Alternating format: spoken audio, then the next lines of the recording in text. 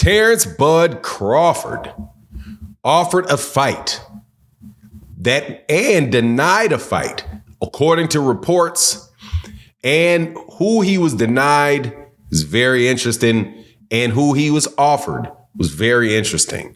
And it really does put into perspective what we should expect from the number one pound for pound fighter in the world over the course of the next year. Let's talk about that in this video.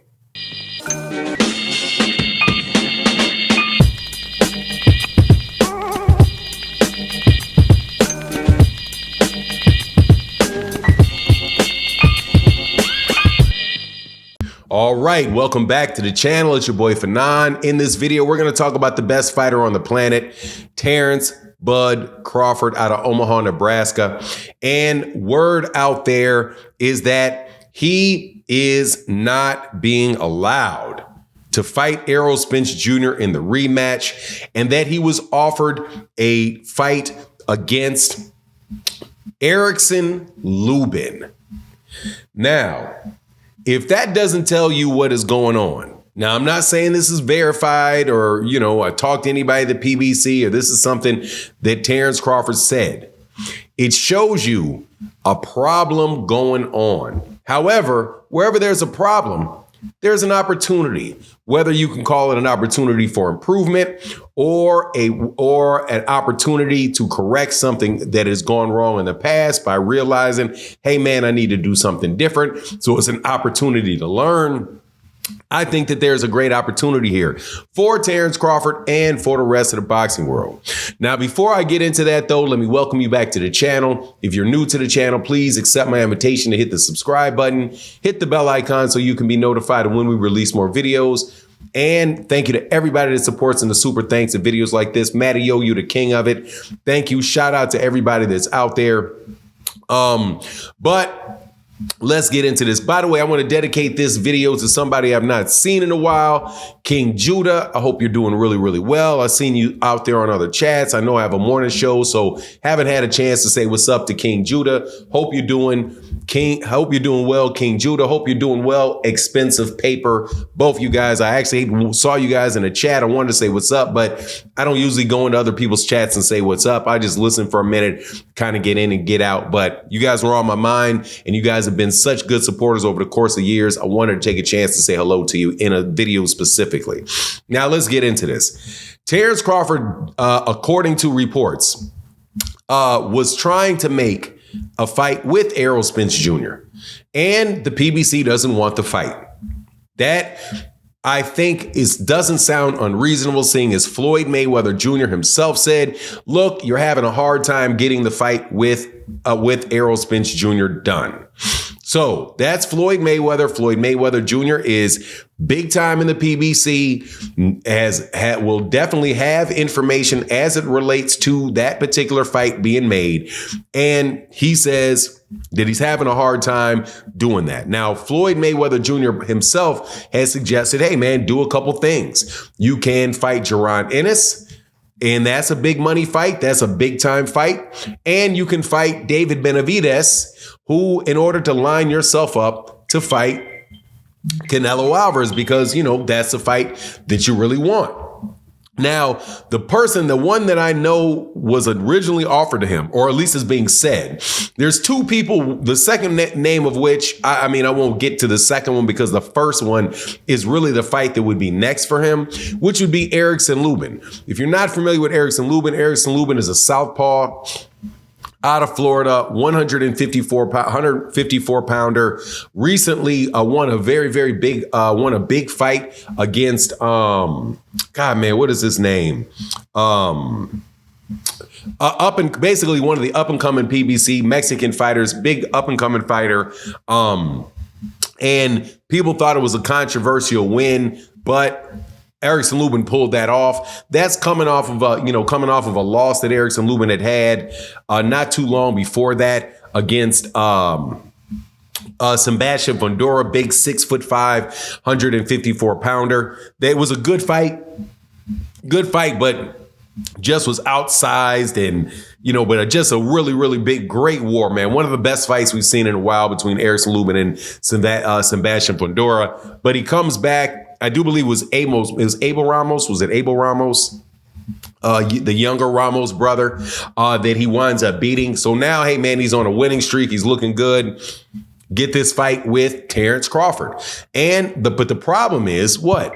Terrence Crawford is not going to get for that fight. Terrence Crawford is not going to get $20 million for that fight. God dang.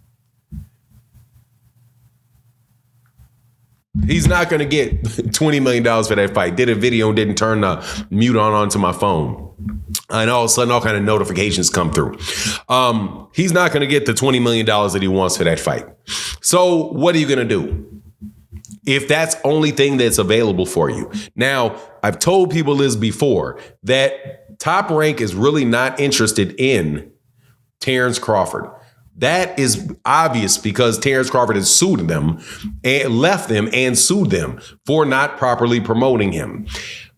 Matchroom, and I don't believe Matchroom or Eddie Hearn are really going to be spending money. They don't have anybody in those weight classes for Terrence Crawford to fight. So Terrence Crawford is really kind of in the same situation as Canelo Alvarez is. Canelo Alvarez does not have a lot of interest from Bob Arum, and Canelo Alvarez obviously was unable to come, at least as far as the time of this video, was unable to come to an agreement for a fight on DAZN for Jaime Munguia or Edgar Berlanga. And so this fight, at least at the time, the rumor is at the time of this video that he's not even leaving the PBC. And what did the PBC able to do? The PBC was able to negotiate with him and get him in a situation where it's a fight that they wanted to have and he wanted to have, but he had limited options. These pay-per-views over there on Amazon Prime and this new network over there on Amazon Prime, it's a big deal, man. But Terrence Crawford is kind of limited with who the people he has to work with, so he's going to have to take some of these fights. And again, if Floyd Mayweather Jr., what Floyd Mayweather Jr.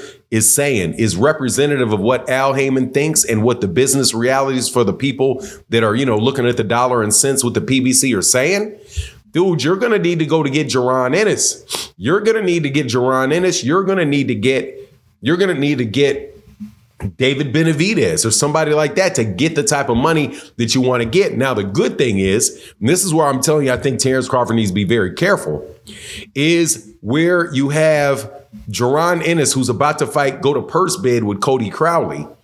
Cody Crowley, we'll see if Cody Crowley actually takes a fight or whether he drops out of the purse bid and says, no, thank you. But he's about to go fight Cody Crowley. And if he gets that fight with Cody Crowley and then he gets another fight before the end of this year and Terrence Crawford sits this entire year out, which is highly likely. It's highly likely if they won't give him the Terrence, if they will not give him the Errol Spence Jr. fight, won't give Errol Spence the fight, you're going to wind up in a situation where you could have an inactive and an older Terrence Crawford get in there with an active Jaron Ennis for his big payday, or an active, and I think this may be worse, or is worse, or an active David Benavidez for him to be able to get that payday. And you see that the PBC is kind of being insistent about who they want to fight who and not just throwing money behind any fight.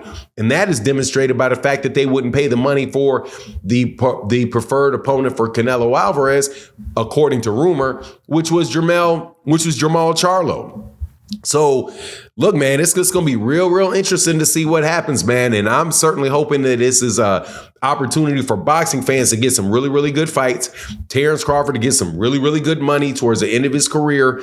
But, the combination of the two would be best for me to see a really good fight that he gets paid a lot of money in because, man, he deserves it. Like I said, he's proven that he's the best fighter in the world.